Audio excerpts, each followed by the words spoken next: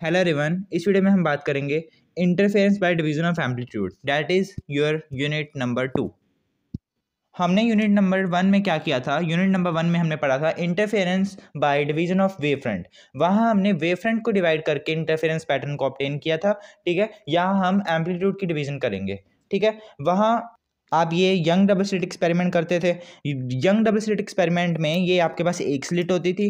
ठीक है, इस स्लिट से स्फेरिकल वेव फ्रंट्स बाहर निकलते थे। ठीक है, और जब ये इस स्लिट तक पहुंचते थे तो इन दो पिन होल्स में से जब ये पास होते थे, दो जगह ये डिवाइड हो जाते थे स्फेरिकल वेव फ्रंट्स, और सुपर इम्पोज करके हमें यहाँ इंटरफेरेंस पैटर्न देखने को मिलता था। तो यहाँ इस तरह से ये वेव फ्रंट डिवाइड होते थे। ठीक है, इस चैप्टर में हम बात करेंगे interference bye thin films. Thin film से कैसे इंटरफेरेंस होती है। ठीक है, थिन फिल्म से कैसे एम्पलीट्यूड डिवाइड होता है। ठीक है, और हमें इंटरफेरेंस पैटर्न देखने को मिलता है। ठीक है, जो हमारा इस चैप्टर का जो फर्स्ट टॉपिक है, interference by a plane parallel film illuminated by a plane wave. ठीक है, आपके पास यहाँ एक प्लेन पैरेलल फिल्म है, उस फिल्म के ऊपर हम लाइट को फॉल करवाएंगे। ठीक है, ये आपकी प्लेन पैरेलल फिल्म है, मान लेते हैं प्लेन पैरेलल फिल्म है। ठीक है, बहुत पतली सी फिल्म है। फिल्म के एग्जांपल जैसे कि ऑयल है, ऑयल की जो लेयर है, मान लेते हैं कि आपने उसको ज़मीन के ऊपर मतलब कि गिर दिया ऑयल को। ठीक है, गिर गया आपसे। ठीक है, तो जो वो पतली सी लेयर बनेगी ऑयल की, उसको हम कह सकते हैं थिन फिल्म है, किसकी? ऑयल की। ठीक है, इसी तरह जैसे कि आपका सॉप बबल होता है, सॉप बबल भी एग्जाम्पल है थिन फिल्म का। ठीक है, जहाँ पर जो ग्लास होता है उसकी पतली सी, बिल्कुल पतली सी लेयर काट लो। ठीक है, ग्लास की बहुत पतली सी लेयर काट लो तो वो ग्लास की क्या हो जाएगी? बहुत थिन फिल्म कहलाएगी। ठीक है, ऐसे ये फिल्म के एग्जांपल्स होते हैं। तो यहाँ हमने एक फिल्म ली है। ठीक है, जिसकी थिकनेस टी है। ठीक है, ये जो मीडियम है, मतलब कि ये कुछ ना कुछ मीडियम होगा ना फिल्म के अंदर का मीडियम, इसका जो रिफ्रैक्टिव इंडेक्स है वो म्यू मान लेते हैं। ठीक है, और जो ये फिल्म है हमने एयर के अंदर रख रखी है। ठीक है, अंदर इसका जो मीडियम है वो डेंसर है एज़ कम्पेयर टू बाहर वाले मीडियम के। ठीक है, तो बाहर वाला मीडियम हम मान लेते हैं एयर मीडियम है, और जो अंदर वाला मीडियम है, ठीक है, इस एयर के वो डेंसर है। ठीक है, जिसका रिफ्रैक्टिव इंडेक्स म्यू है। ठीक है, अब देखिए हमें क्या करना है, इसके ऊपर पैरेलल बीम्स, मतलब कि लाइट की, मतलब कि लाइट हमें यहाँ परपेंडिकुलरली या नॉर्मली हमें यहाँ क्या करनी है? डालनी है। ठीक है, सबसे पहले हम क्या पढ़ रहे हैं? नॉर्मली जब हम इंसिडेंस करवाते हैं, नॉर्मली जब हम नॉर्मली इंसिडेंस करवाते हैं लाइट को किसी प्लेन पैरेलल फिल्म के ऊपर। ठीक है, तब क्या होता है? ठीक है, और दूसरा केस हम पढ़ेंगे जब हम ऑब्लिकली इंसिडेंस करवाते हैं, मतलब थोड़ा एंगल पे इंसिडेंस करवाते हैं। तो पहले तो हम क्या करेंगे? मतलब कि परपेंडिकुलरली या नॉर्मली हम इंसिडेंस करवाएंगे। इसके लिए हमने क्या किया, मान लेते हैं ये लाइट रेज यहाँ से आ रही हैं। ठीक है, यहाँ हमने एक प्लेट रखी है 45 डिग्री पे। ठीक है, इसका काम क्या है? ये इसके ऊपर परपेंडिकुलरली फॉल करवाएंगे इन रेज को। ठीक है, इससे ये स्ट्राइक होगी, रिफ्लेक्ट होके ऐसे फॉल करेंगी इसके ऊपर। ठीक है, अब एयर के अंदर जो ये लाइट रेज हैं, इनकी जो वेवलेंथ है वो जब ये फिल्म के अंदर जाएंगी ना, फिल्म के अंदर जाने के बाद इनकी जो वेवलेंथ है वो क्या हो जाएगी? कम हो जाएगी, क्योंकि दूसरे मीडियम पर जाने पर जो लाइट की कुछ ना कुछ प्रॉपर्टीज चेंज होती हैं, तो इसकी जो वेवलेंथ है वो क्या हो जाएगी? लैम्डा बाय म्यू हो जाएगी। ठीक है, ये आप साथ साथ लिखते रहना अपनी लैंग्वेज में। ठीक है, वैसे तो आपको इसके जो नोट्स हैं वो भी आपको मिल जाएंगे डिस्क्रिप्शन बॉक्स में। ठीक है, तो वहाँ से भी आप नोट कर सकते हो। तो ये ऐसे पैरेलली क्या जाएंगी? नीचे जाएंगी। अब जो ये अपर सरफेस है इस थिन फिल्म का, इससे ये रिफ्लेक्ट बैक हो जाएंगी ऐसे। ठीक है, यहाँ से टकराई और रिफ्लेक्शन होगी, कुछ पार्ट इनका क्या हो जाएगा? रिफ्लेक्ट बैक पीछे चला जाएगा। ठीक है, ऐसे ऊपर चला जाएगा, और कुछ पार्ट अंदर ही ट्रांसमिट हो जाएगा। ठीक है, कुछ पार्ट अंदर इसके ट्रांसमिट हो जाएगा। ठीक है, ऐसे मान लेते हैं कुछ पार्ट इसका ऐसे अंदर ट्रांसमिट हो गया, अंदर चला गया। ठीक है, अब जब ये जो पार्ट है जो अंदर गया, तो कुछ जो नीचे वाला सरफेस है इससे रिफ्लेक्ट वापस होगा। ठीक है, जो ये नीचे वाला सरफेस है इससे ये क्या होगा? रिफ्लेक्ट होगा ऊपर की तरफ फिर से। ठीक है, तो यहाँ से भी ये रिफ्लेक्ट होगा। अब देखिए, जो पार्ट ऊपर से रिफ्लेक्ट हुआ लाइट का और जो पार्ट नीचे से रिफ्लेक्ट हुआ लाइट का, वो ऊपर इस प्लेन, हमने मान लेते हैं कि एक प्लेन प्लेट है। ठीक है, जिसके ऊपर हमें मतलब कि पैटर्न देखने को मिलेगा, कैसा पैटर्न आता है। ठीक है, तो यहाँ से भी कुछ पार्ट रिफ्लेक्ट हुआ है। ठीक है, यहाँ से भी रिफ्लेक्ट हुआ है, और कुछ इस नीचे वाले सरफेस से भी रिफ्लेक्ट हुआ है, और दोनों जब ऊपर जाएंगे तो दोनों क्या करेंगे? दोनों लाइट वेव्स क्या करेंगे? सुपर इम्पोज कर देंगे। जो लाइट वेव्स यहाँ से रिफ्लेक्ट हुई हैं और जो लाइट वेव्स यहाँ से रिफ्लेक्ट हुई हैं, दोनों क्या करेंगे? सुपर इम्पोज करेंगी। ठीक है, सुपर इम्पोज करने के बाद सुपर इम्पोज करने के बाद हमें इस प्लेट के ऊपर मान लेते हैं प्लेट पी है, ठीक है, इसके ऊपर हमें इंटरफेरेंस पैटर्न देखने को मिलेगा, ठीक है। तो ऐसे ही आपका नॉर्मल इंसिडेंस होता है, ठीक है।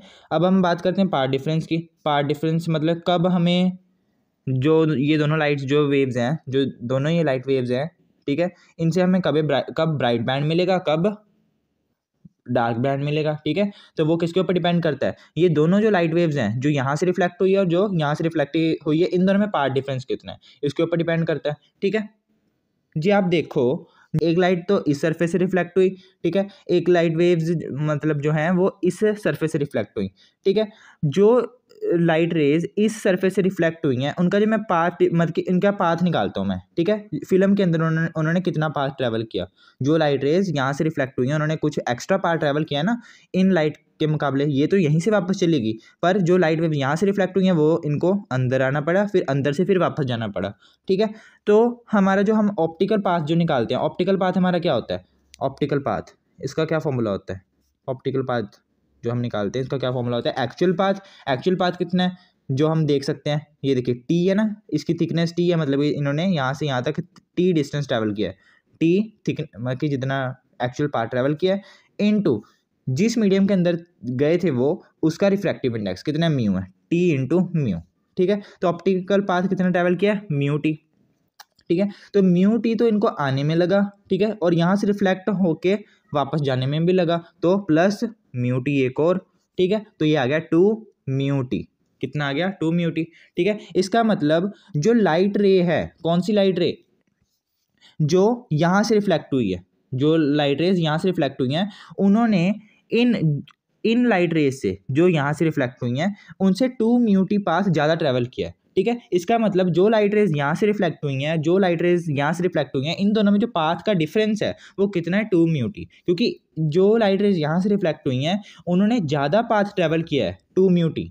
इन लाइट वेव्स के मुकाबले, ठीक है। इसलिए हमें पाथ डिफरेंस यहाँ से साफ ही पता चल रहा है कि जो पाथ डिफरेंस हमारा होगा वो क्या होगा 2 म्यू टी होगा इन दोनों लाइट वेव्स के बीच में, ठीक है। और हमें ये भी पता है कि हमें यहाँ ब्राइट बैंड कब देखने को मिलता है, ब्राइट बैंड जब पाथ डिफरेंस किसके इक्वल होता है, एन लैम्डा के इक्वल, ठीक है। और डार्क बैंड हमें कब देखने को मिलता है, डार्क फ्रिंज हमें कब देखने को मिलती है, जब जो आपका पाथ डिफरेंस है वो कितना हो 2n+1 लैम्डा बाय 2, ठीक है।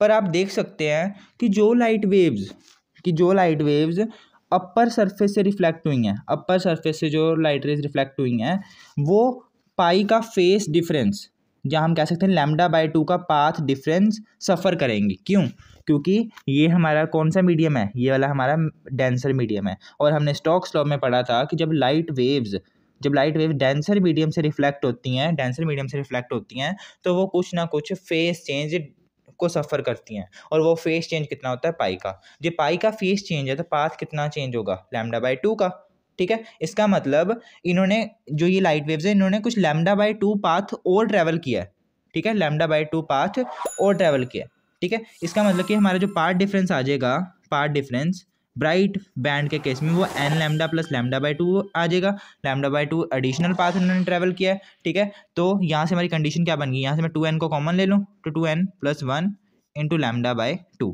तो हमारी जो पाथ डिफरेंस जो ब्राइट बैंड के केस में जो हमारी पाथ डिफरेंस होना चाहिए वो कितना आना चाहिए ये, ठीक है। और पाथ डिफरेंस ये हमारा 2 म्यू टी था ना, तो हमारी ब्राइट बैंड के केस में जो हमारी कंडीशन है वो क्या होती है, नॉर्मल इंसिडेंस के केस में वो क्या होती है 2n+1 लैम्डा बाय 2, ठीक है। और डार्क बैंड के केस में क्या होगी, यहाँ भी लैम्डा बाय 2 ऐड कर दो, ठीक है ना, तो ये आ जाएगा सोल्व करके एन लैम्डा, तो 2 mu T is equals to N lambda. तो डार्क बैंड के केस में आपकी जो कंडीशन होती है 2 mu T is equals to N lambda, ठीक है। तो नॉर्मल इंसिडेंस आपको समझ में आ गया होगा कि थिन फिल्म के अंदर इंसिडेंस कैसे होती है, कुछ पार्ट तो यहाँ से रिफ्लेक्ट हो जाता है वापस को, और कुछ पार्ट अंदर ट्रांसमिट होके रिफ्रैक्ट होके फिर नीचे सरफेस से रिफ्लेक्ट होता है बैक, ठीक है।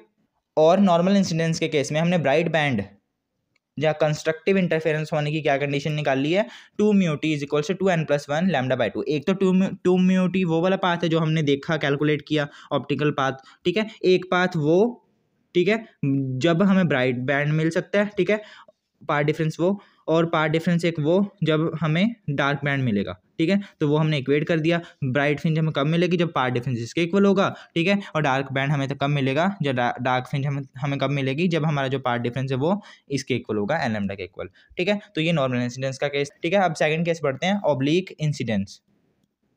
ऑब्लिक इंसिडेंस, ऑब्लिक इंसिडेंस का क्या मतलब होता है, जो आपकी मान लेते हैं ये प्लेन पैरेलल फिल्म है, ठीक है, थिन फिल्म है जिसकी थिकनेस क्या है, टी है, ठीक है। तो जो रे ऑफ लाइट इसके ऊपर फॉल होगी वो थोड़ा ऐसे फॉल होगी, ठीक है, सीधा नहीं फॉल होगी, बल्कि नॉर्मली फॉल नहीं होगी, तो कुछ एंगल पे फॉल होगी, ठीक है। तो वो होता है ऑब्लिक इंसिडेंस, ऐसे इंसिडेंट हो रही है लाइट, ठीक है। तो अब देखिए इस केस में क्या होगा, यहाँ से ये ऐसे फॉल हुई, ठीक है, यहाँ हम नॉर्मल मान लेते हैं क्योंकि आप एक नॉर्मल बनाते हो ना जब भी लाइट रिफ्लेक्ट होती है या रिफ्रैक्ट होती है, ठीक है। यहाँ हमने नॉर्मल बनाया, ठीक है।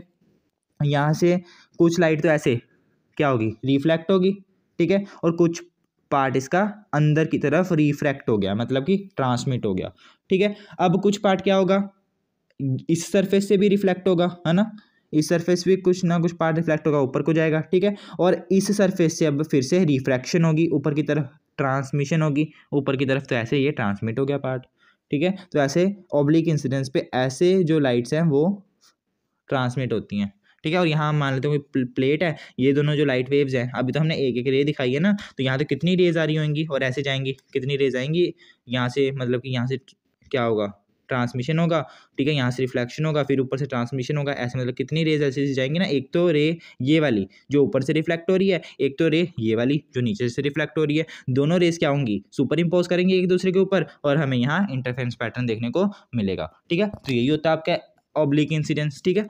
अब देखिए पार्ट डिफरेंस इस केस में हम कैसे निकाल सकते हैं, पार्ट डिफरेंस वही आएगा, ठीक है। पार्ट डिफरेंस आपका क्या आएगा, उल्टा ही आएगा, जैसे हमने ब्राइट बैंड और डार्क बैंड के लिए निकाला था। ब्राइट बैंड के लिए हमने पार्ट डिफरेंस क्या निकाला था, 2n+1 λ/2। ऐसा क्यों है, क्योंकि ये आपका डेंसर मीडियम है, थिन फिल्म आपकी डेंसर मीडियम है, ठीक है। और जो एक रे ऑफ लाइट है वो इस डेंसर मीडियम से रिफ्लेक्ट हो रही है, इस डेंसर मीडियम से रिफ्लेक्ट हो रही है। और जब भी ray of light denser medium से रिफ्लेक्ट होती है तो वो पाई का फेस डिफरेंस ट्रैवल करती है, ठीक है, पाई का फेस डिफरेंस सफ़र करती है, ठीक है। और हम पाथ क्या कह सकते हैं, λ/2, ठीक है। इसलिए पाथ डिफरेंस आपका ब्राइट बैंड के केस में क्या आएगा, ब्राइट बैंड के केस में ये आएगा, कंस्ट्रक्टिव इंटरफेरेंस तब होगी जब आपका पाथ डिफरेंस इतना होगा, ठीक है, इन the case of thin film, ठीक है। और ब्राइट बैंड का कब आएगा, जब ये आता, पहले ऐसे क्या होता था कि जब n लैम्डा होता था पार्ट डिफरेंस तब ब्राइट बैंड आता था, ठीक है। पर ब्राइट बैंड अब तब आएगा जब 2n+1 λ/2 होगा, क्योंकि यहाँ से डेंसर मीडियम से रिफ्लेक्ट हुई है लाइट, ठीक है, पाई फेस थोड़ा एक्स्ट्रा ट्रैवल करेगी, ठीक है। और डार्क बैंड के लिए आपका पार्ट डिफरेंस कितना होता है, n लैम्डा, ठीक है, डार्क बैंड के लिए, ठीक है। तो ये था आपका ऑब्लिक इंसिडेंस। जो भी ये लैंग्वेज में आपको कैसे लिखना है, ठीक है, नॉर्मल इंसिडेंस को और ऑब्लिक इंसिडेंस को, ये आपका सारा आपकी बुक में गिवन है, ठीक है। मैं आपको इसके जो नोट्स हैं वो भी आपको डाल दूंगा डिस्क्रिप्शन बॉक्स में, आप डिस्क्रिप्शन बॉक्स में जाके चेक कर सकते हो, और वहीं तक डालूंगा जहाँ तक आपको ये लिखना है, ठीक है। तो ये था आपका नॉर्मल इंसिडेंस का केस और ऑब्लिक इंसिडेंस का case in the case of plane parallel film, ठीक है, जिसको हमने इल्यूमिनेट करवाया है प्लेन वेव से, ठीक है। इसे नेक्स्ट वीडियो में हम डिटेल में स्टडी करेंगे कि लाइट की इंटरफेरेंस थिन फिल्म्स में कैसे होती है, ठीक है।